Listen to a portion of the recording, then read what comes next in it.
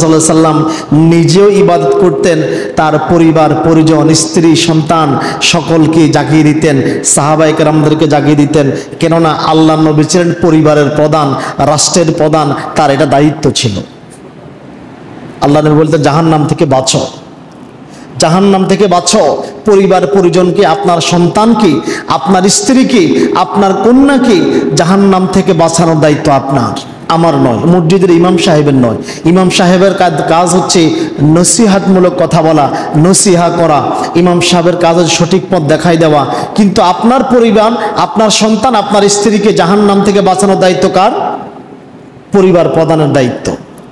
পরিবার প্রধানকে এর জন্য আল্লাহ আদেশ করেছেন। কি করেছেন? আল্লাহ আদেশ দিয়েছেন। সূরা তাহরিম আয়াত নং 6 আল্লাহ নির্দেশ দিয়েছেন, পরিবারের প্রধান তোমার দায়িত্ব তোমার পরিবার পরিজনকে জাহান্নাম থেকে বাঁচানো। আচ্ছা বলেন তো, এই মুহূর্তে যদি খবর আসে, আল্লাহ না করুক, ক্ষমা চাই, আমাদের সভাপতি সাহেবের ঘরে আগুন লাগছে, উনি কি এখানে বসে থাকবে?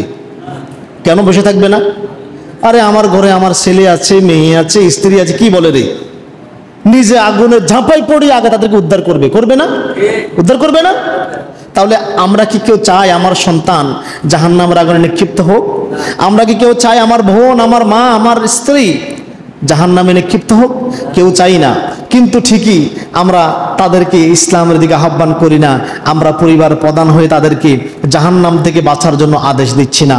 আল্লাহ তাআলা বলেন সূরা তাহরিম আয়াত নং 6, আল্লাহ তাআলা বলেন ইয়া আইয়ুহাল্লাযীনা আমানু, ঢালাও ভাবে ঈমানদারদেরকে বলতেছেন, হে ঈমানদারগণ শোনো, ও আনফুসাকুম ওয়া আহলিকুম নার। আগে বলছেন ও আনফুসাকুম, তুমি নিজেকে জাহান্নাম থেকে বাঁচাও। কি থেকে বাঁচাও? আগে বলতেছে ও ঈমানদাররা তোমরা নিজেদেরকে জাহান্নাম থেকে বাঁচাও, অতঃপর বলতেছেন ওয়া আহলিকুম নার, এবং তোমার পরিবার পরিজনকেও জাহান্নাম থেকে বাঁচাও।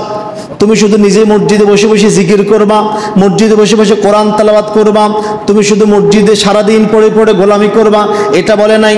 ও আনফুসাকুম, এর ফলে বলতেছেন ওয়া আহলিকুম নার, তোমাকে আমি সারাদিন মসজিদে পড়ে থাকার কথা বলি না, তুমি তোমার পরিবার পরিজনকে সহকারে জাহান্নাম থেকে বাঁচাও। এরপরে আল্লাহ তাআলা ধমক দিচ্ছেন, শুনে রাখো, ওয়াকুদুহান নাস ওয়াল হিজারাতু আলাইহা মালাইকাতুন গিলাজুন শিদাদুল লা ইয়াসুনাল্লাহ। শুনে রাখো, ওই জাহান্নাম থেকে বাঁচাও যেই জাহান্নামের লাকড়ি হবে মানুষ এবং পাথর। নাউজুবিল্লাহ বলবেন। ওই জাহান্নামের আগুন যে জ্বলতেছে, এটা কিভাবে, কি দিয়ে জ্বালানো হবে? মানুষকে লাকড়ি হিসেবে ব্যবহার করা হবে, পাথরকে লাকড়ি হিসেবে ব্যবহার করানো হবে। হুজুর, মানুষ অপরাধ করে, মানুষ শিরক করে, মানুষ বিদআত করে, পাথরের কি দোষ? পাথরকেও সেদিন কেন পড়ানো হবে? পাথরকে এই জন্য পড়ানো হবে, আপনি যে 21শে ফেব্রুয়ারির দিন ফুল নিয়ে খাম্বার নিচে দাঁড়িয়েছিলেন, মূর্তির নিচে, সে পাথর দিয়ে তৈরি করা মূর্তির নিচে আপনি দাঁড়িয়েছিলেন, সেই মা কালী দুর্গার সামনে গিয়ে যে আপনি ফুল নিয়ে, কলা নিয়ে, আপেল নিয়ে দাঁড়িয়েছিলেন, আল্লাহ তাআলা দেখাই দিবে, ও মানুষ দেখ কত অদম তোরা, তুই তো জাহান্নামে জ্বলতেছস, তুই যারা খোদা মানছস, তাজিম করতে, সম্মান করতে, তারে সহকারে জাহান্নামে পড়াচ্ছে দেখানোর জন্য মানুষদেরকে। সেদিন মানুষ এবং পাথরকে জাহান্নামে পোড়ানো হবে। অতঃপর আল্লাহ তাআলা বলেন, আর জাহান্নামে এমন কিছু ফেরেশতা রয়েছে যারা কঠিন এবং প্রাসান হৃদয়ের, কঠিন স্বভাবের ফেরেশতা। একদল ফেরেশতা আছে কানে শোনে না। কি কথা বলেন না? জাহান্নামে একদল ফেরেশতা আছে কি কানে শোনে না, আরেক দল ফেরেশতা চোখে দেখে না। কেন জানেন? যে কানে শোনে না তার সামনে এমন লোককে শাস্তি দেওয়ার জন্য দেওয়া হবে, সে চিৎকার করবে, মায়েরা বলে, বাবারা বলবে, বাঁচাও বলে চিৎকার করবে, কিন্তু ফেরেশতা তো কানে শোনে না।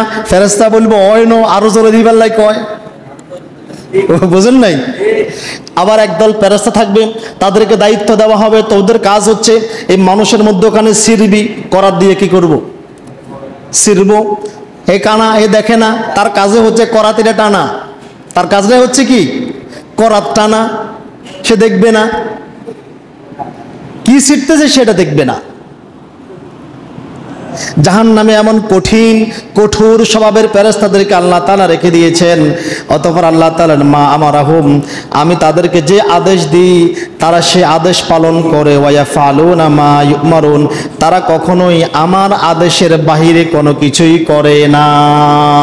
এই দুনিয়াতে পুলিশকে ধরি, সেনাবাহিনীকে, র্যাবকে, যত বাহিনী বলেন, ডিজিএফ বলেন, বিজিবি বলেন, আপনাকে ধরলে 2-4 লক্ষ টাকা, 2 কোটি টাকা ঘুষ দিয়ে বেল দিয়ে বের হওয়া যায়, কিন্তু ফেরেশতারা এমন করবে না। এই জন্য আল্লাহ বলে দিয়েছেন তারা হচ্ছে কঠোর স্বভাবের, কাউকে ছাড় দিবে না, খবরদার। অতএব তোমরা তোমার পরিবার পরিজনকে জাহান্নাম থেকে বাঁচাও।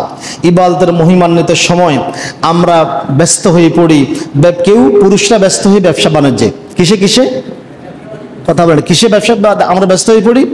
পুরুষ টাকা পয়সার পিছনে ঘোরে, মহিলা জামা কাপড় শাড়ি শপিংয়ের পিছনে ঘোরে, কথা বলেন না, ঠিক না?